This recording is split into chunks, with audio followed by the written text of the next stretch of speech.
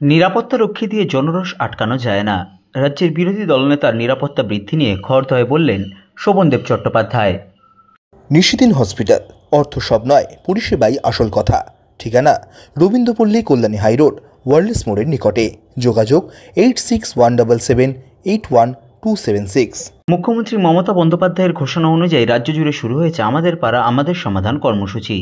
সেই কর্মসূচি আয়োজিত হল খড়দহ পৌরসভার 3 নম্বর ওয়ার্ডের মন্দিরপাড়া হেলথ সেন্টারে।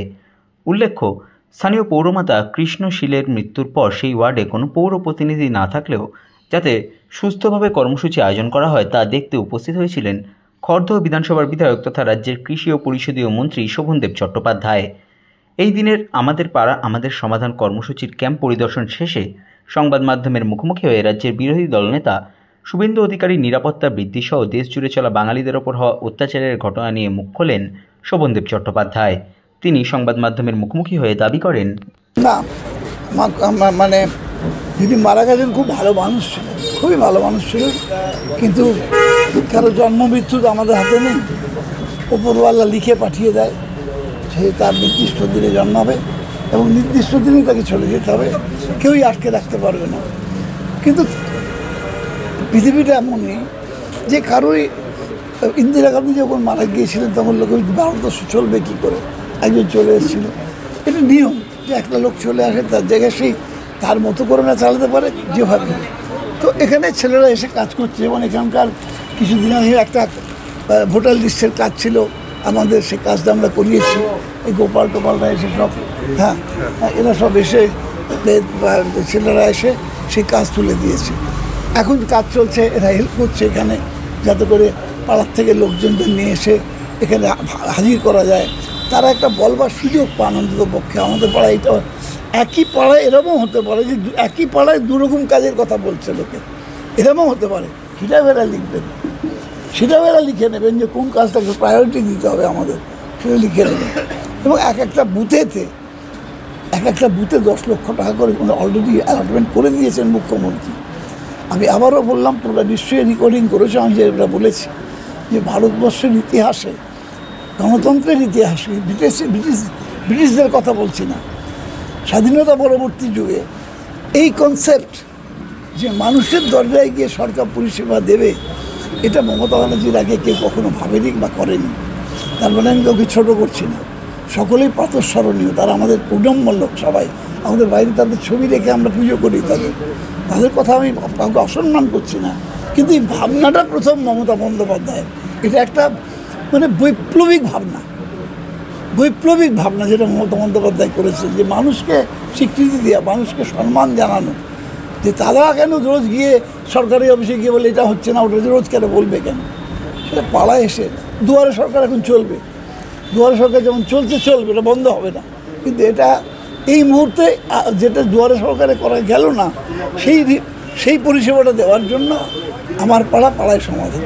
কুচবিহারে উদয়ন ঘোষের 41 জনের নামে এফআইআর হলো এবং শুভেন্দু অধিকারীর সিকিউরিটি আরও বাড়িয়ে দেওয়া হবে, সেন্ট্রাল থেকে বাড়িয়ে দেওয়া। একটা কথা, যেভাবে বাংলা ভাষার অসম্মান করা হচ্ছে, এটা বাঙালির অস্মিতাতে আঘাত করা হচ্ছে, বাঙালির হৃদয়ে আঘাত করা হচ্ছে। স্বাভাবিকভাবে মানুষের মধ্যে উত্তেজনা হবেই, একটু উত্তেজনা হচ্ছে, তার জন্য বিভিন্ন জায়গায় এটা স্পন্টেনাস।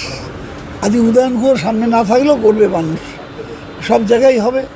ওরা যে ভাষায় কথা বলছে, যখনই কিছু বলাতে বলছে রোহিঙ্গা, আরে রোহিঙ্গা তো 10-12 লক্ষটা আছেন, সেটা বলছেন যে ইউএনও থেকে বলছে, রাষ্ট্রপতির যে হিসাব তাতে করে সে বলছে 12 লক্ষের বেশি নেই, আরও বলছে 1 কোটি আমাদের দিয়ে আছে। আরও সিকিউরিটি বাড়িয়ে দেওয়া হলো, আরও দিল্লি সিকিউরিটি আছে, বাড়াবে কি আছে। কমিশনের রাজ্যের থেকে 3 জনের প্যানেল, সিকিউরিটি দিয়ে জনরোষ থেকে বাঁচা যায় না, এটা বলে দিলাম আমি। করছে ওরা, তাদের জনরোষের বাইরে যেতে পারবে না। রাজ্য খারিজ করে দেওয়া হলো, সে 3 জনের না বাদ দেওয়া হয়ে গেল। এটা তো আমি অনেকবার আমার বলা হয়ে গেল যে আজকের দিল্লিতে যারা আছেন, এটা আমাকে অনেকে বলেছে তুমি বলছো কেন, তোমার বলা ঠিক হচ্ছে না। আমি বলে রাখি আপনাদের যে আজকের যিনি আছেন দিল্লিতে, তার মধ্যে একটা স্বৈরাচারী মানসিকতা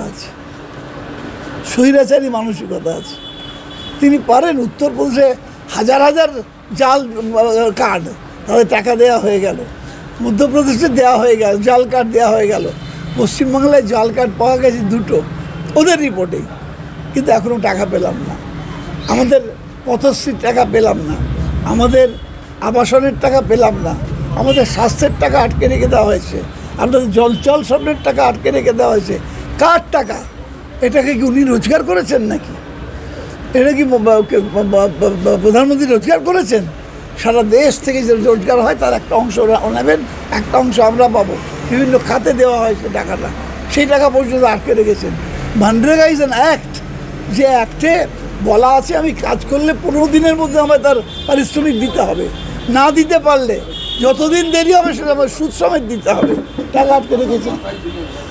ইভেন ডিকটেটরশিপ দিকে চলে যাচ্ছে। আমি নিজে দেখে এসেছি ডিকটেটর কাকে বলে।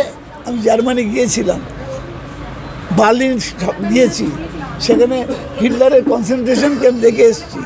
আজকে কি হচ্ছে? আমাদের এখানে কনসেন্ট্রেশন ক্যাম্প হচ্ছে না, বাঙালি দেখলেই তাদের আটকে রেখে দেওয়া হচ্ছে না জেলখানার ভেতরে, মেরে পায়ের ঠ্যাং ভেঙে দেওয়া হচ্ছে না, বাচ্চা কুলে নিয়ে মা আসে, মাকেও মারাচ্ছে, বাচ্চাকেও মারছে। তো তারই এক সংস্করণ আমরা ভারতবর্ষের মাটিতে দেখতে পাচ্ছি। আমি পড়ছিলাম আজকে, গতকাল রাত্রিবেলা বই পড়ছিলাম, তাতে দেখলাম ভারতবর্ষের গণতন্ত্র বৈদিক যুগে ঋগ্বেদে আছে, ঋগ্বেদে আছে গণতন্ত্রের কথা। আজকের গণতন্ত্রের ব্যাখ্যা আজ থেকে বৈদিক যুগে, আজ থেকে হাজার হাজার বছর আগে আমাদের দেশেই তার জন্ম। সেই দেশের আজকের প্রধানমন্ত্রী তার অঙ্গুলি হেলনে বাংলা শব্দ উচ্চারণ করলে তাদের মারা হচ্ছে, তাদেরকে জেলখানায় বন্দি করা হচ্ছে, খেতে দেওয়া হচ্ছে না, পুলিশ অত্যাচার করছে। এটা কোন দেশ? এটা কাদের দেশ? নিশিদিন ডায়াগনস্টিক সেন্টার, এ কমপ্লিট ডায়াগনস্টিক সলিউশন। আমাদের ঠিকানা 144/1 সেন্ট্রাল রোড, আনন্দপুরি, ব্যারাকপুর, কলকাতা 122। আমাদের যোগাযোগ 9875338719। সাধ্যের মধ্যে স্বপ্নের ফ্ল্যাট খুঁজছেন? লাবণ্য গ্রুপের পক্ষ থেকে ব্যারাকপুর হরিসভা মন্দিরের নিকটে সোনাঝুরি আবাসন। থাকছে lift, top floor, set, 0% GST। এছাড়াও থাকছে ব্যাংক লোনের সুব্যবস্থা। ফ্ল্যাট বুকিং চলছে। আমাদের যোগাযোগ 7278200456।